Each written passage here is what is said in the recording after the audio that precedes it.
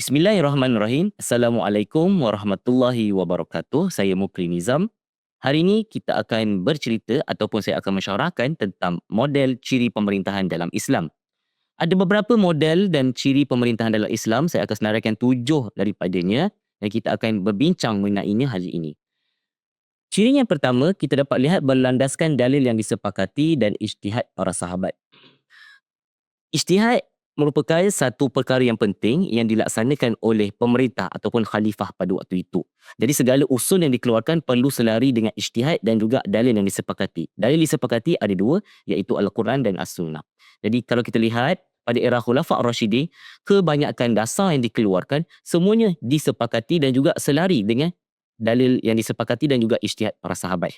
Saya bagi contoh. Contohnya pada era Khalifah Abu Bakar As-Siddiq radhiyallahu anhu.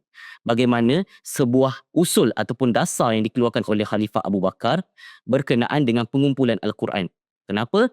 Kerana pada waktu itu telah berlaku satu pertempuran yang mana mengorbankan ramai para syuhada, ramai para hufaz Al-Quran yang telah gugur syahid dalam pertempuran tu. Pertempuran tu dinamai sebagai pertempuran Al-Yamamah yang mana diketuai oleh Sayyidina Khalid Al-Walid berhadapan dengan Musailamah Al-Kadzab pada waktu itu. Jadi, dalam pertempuran itu menyaksikan ramai para hufaz Al-Quran. Contoh saya boleh bagi Zaid bin Khattab, Salim Maula Abu Hudzaifah dan sebagainya. Jadi ramai para hufaz Al-Quran pada waktu itu gugur syahid. Jadi, Khalifah Abu Bakar As-Siddiq mengambil inisiatif untuk mengumpulkan Al-Quran. Dan ini merupakan ijtihad sahabat. Ijtihad sahabat yang mana dikeluarkan oleh Khalifah Abu Bakar As-Siddiq pada waktu itu. Kerana apa? Kerana pada zaman Rasulullah SAW tidak pernah berlaku lagi proses ini. Dan proses ini pernah ditanyai oleh Khalifah Sayyidina Umar Al-Khattab pada waktu itu. Jadi Sayyidina Abu Bakar As-Siddiq berpendapat untuk menjaga maslahah ummah dan untuk mengelakkan Al-Quran pada waktu itu hilang dalam kalangan umat Islam. Jadi pengumpulan Al-Quran dilaksanakan. Jadi ini adalah salah satu contoh. Dan juga kita dapat lihat bahawa penghantaran tentera-tentera Islam ke sempadan Rom dan Parsi semuanya berlandaskan dalil-dalil yang disepakati iaitu Al-Quran dan As-Sunnah dan juga perbincangan daripada ijtihad para sahabat. Ciri yang kedua adalah dasar yang lebih terbuka kepada pembaharuan daripada Rom dan Parsi. Pada era awal Islam, bahkan pada era Rasulullah SAW dan era Khalifah Abu Bakar As-Siddiq, negara Islam ataupun Khulafa' Ar-Rasyidin tidak pernah menerima kerajaan tanah yang seluas pada era Khalifah Umar Al-Khattab. Kalau kita lihat, Khalifah Umar Al-Khattab menerima tanah ataupun tanah futuhat daripada Rom dan Parsi sangat besar.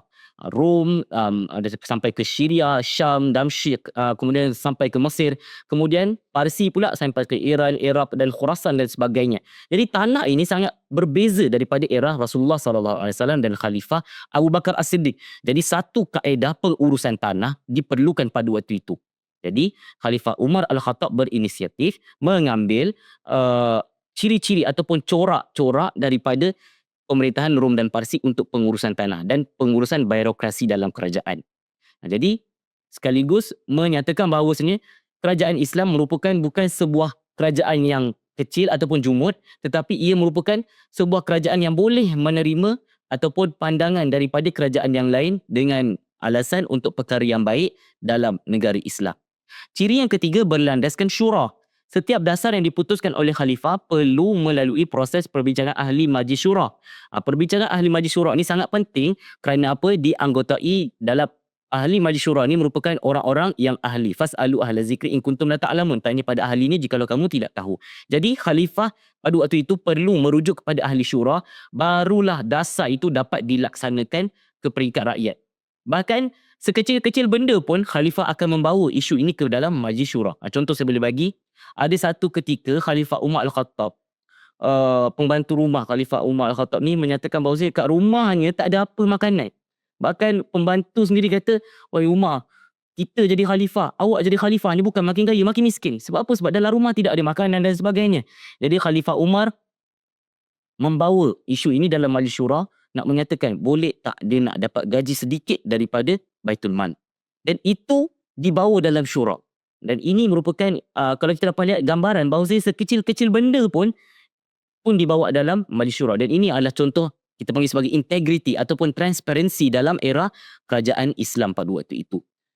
Kemudian Yang keempat adalah pemeliharaan akidah. Akidah merupakan asas yang penting dalam era kerajaan Islam. Kalau kita dapat lihat pada era Khalifah Umar, banyak kita lihat kelas-kelas pengajian Al-Quran di masjid-masjid, kemudian pengajian-pengajian hadis di masjid-masjid, dan juga kalau kita dapat lihat pemeliharaan akidah sangat-sangat ditekankan oleh pemerintah.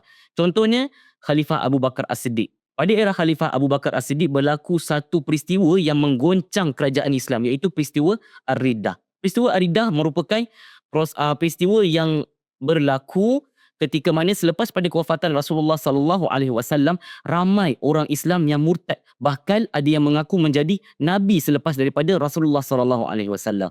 Jadi untuk mengambil inisiatif ni, pada awalnya sahabat-sahabat kata kita pujuk mereka, kita pujuk. Tapi Khalifah Abu Bakar bersikap tegas. Kerana apa? Kerana ini merupakan hal akidah, tidak boleh dibuat main. Jadi Abu Bakar As-Siddiq radhiyallahu anhu menghantar pasukan-pasukannya. 11 pasukan telah dibentuk untuk memadamkan gerakan-gerakan Ar-Riddah ataupun gerakan Nabi palsu ini. Dan ini merupakan salah satu contoh penekanan akidah dalam era kerajaan Islam.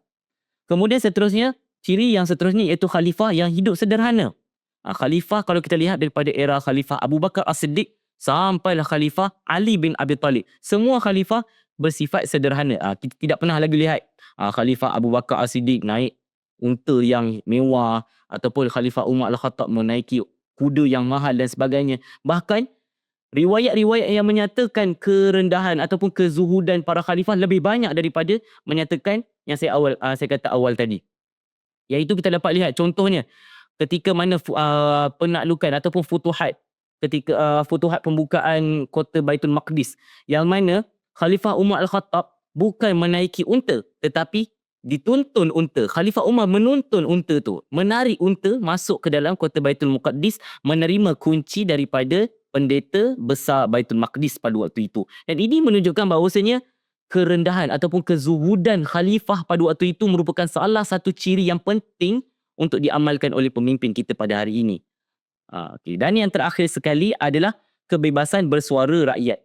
Kalau kita dapat lihat, kebebasan bersuara rakyat pada waktu itu sangat-sangat diberikan kepada rakyat. Bahkan ada rakyat sendiri mengkritik di hadapan khalifah sendiri. Kalau kita dapat lihat dalam sejarah Islam, bahkan Khalifah Abu Bakar As-Siddiq sendiri ketika menjawat jawatan sebagai khalifah, beliau pada khutbah yang pertamanya, khutbah pelantikannya, beliau sendiri menyatakan, jikalau aku bengkok, maka luruskanlah aku.